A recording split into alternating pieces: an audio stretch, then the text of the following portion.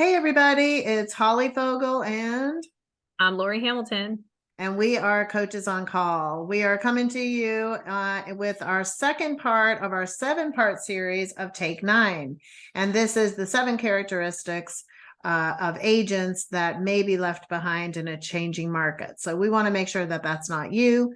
So we decided to break out these 7 characteristics into individual Coaches on Call. So they're a little bit shorter for you, where you could just kind of take an idea, then go work on it, and then we'll drop another one in the next day or so.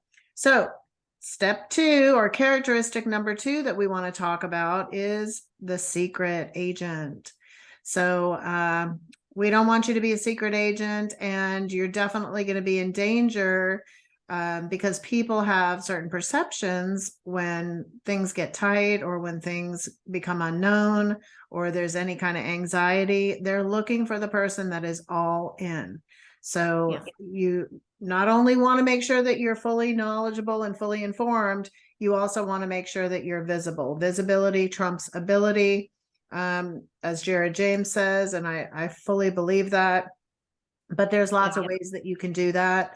We're going to give you some ideas on how to not be a secret agent. And I want to say one of the most basic and easiest, I would say, just when you're in work mode and you get up, get dressed, get ready, and get prepared to go seize the day, wear something with your brand on it. It's real simple. Name I mean, tag, I logo. was gonna say name tag. Guys, you could wear a hat. I mean, with your brand on it. Logo, you could It's have little subtle ways. Yeah, little things. But again, it's also great, conversation starters. You could be advertising on your car. Almost any business out there typically is in a company car that has logos. My husband, every company that he ever worked for, he wore a shirt with the logo of the company on it. So it's just a quick way to kind of make sure that you're staying visible. But when things get tough, people are going to look for the people that are all in. So you would never want someone to call and say, "Hey, are you still in real estate?" If people are asking if you're still in the business, that's a good indicator that you've been a secret agent. So Lori, why don't you give some additional ways that folks can make sure that they remain visible?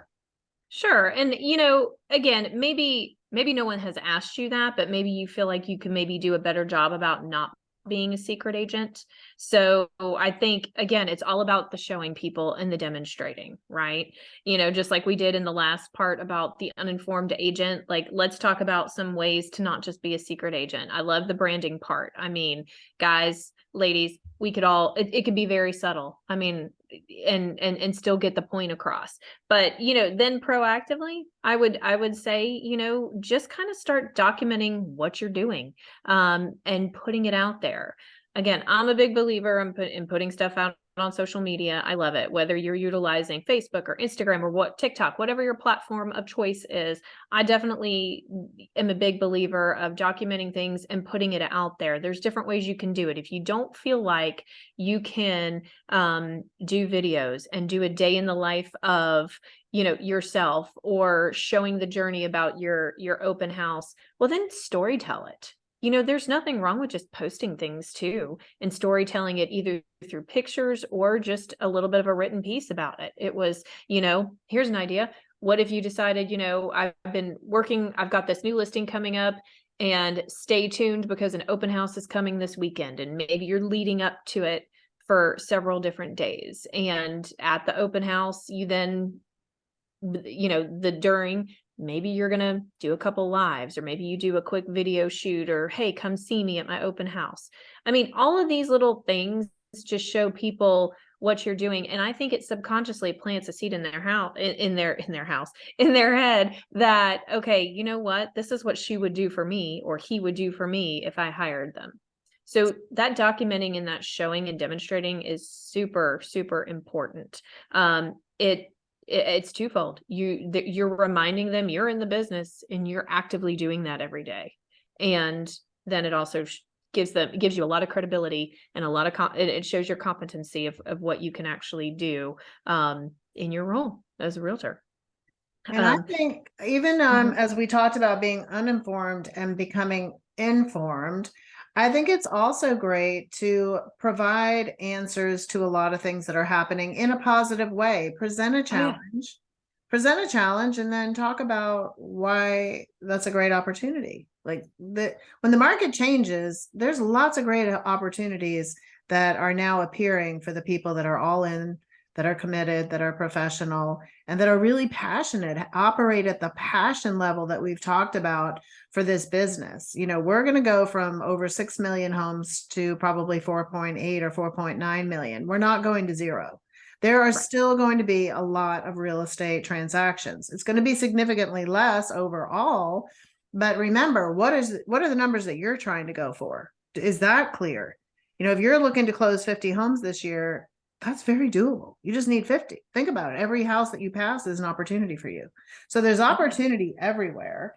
It's just, are you able to find it? Are you able to demonstrate how you take people through this market? And which I think it's a great market, actually. I do too. I mean, this waiting for this. This is the market I grew up in when I first got started. But you know, we talk about showing, we talk about the demonstrating, we talk about the storytelling. I think at the end, like to wrap it up, like in a little bow, it's like, then talk about the impact that you had. I mean, like, what if you just started talking about, hey, 6 months ago, I went on a journey and I decided I wanted to help first-time home buyers.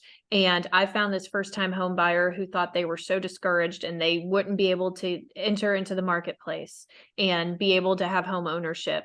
Well, after this, and this, and I got her with a great lender, and they had a specific program for first-time home buyers. I was able to get her dream of home ownership. I mean, what an impact you had on that person.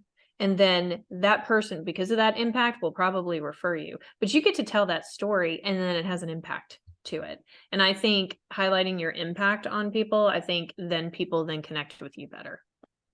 I agree. You know, when you really break down the reasons that you're personally in this business, really think about the joy that it brings you is in that service level to your client, and the joy of home ownership or investing or whatever their journey is, however you are able to help them. And just remember that, you know, we help folks in a lot of additional ways besides just the buying and selling, renting and investing.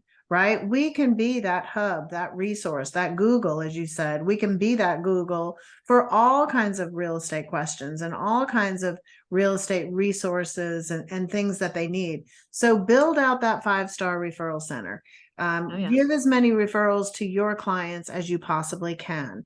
You know, really put your best foot forward in your plan for how you're going to provide value and relevant information before, during, and after someone needs to actually buy or sell, rent or invest. And I think that's where you can really have a greater impact, is by exposing other areas that you can help people, not just when they need to buy or sell, but for all kinds of other real estate questions and quandaries and resources and service providers and questions that they may have. You have so much knowledge if you're an informed realtor and professional, that don't just limit it. Don't just limit it to when people need to actually do a transaction with you.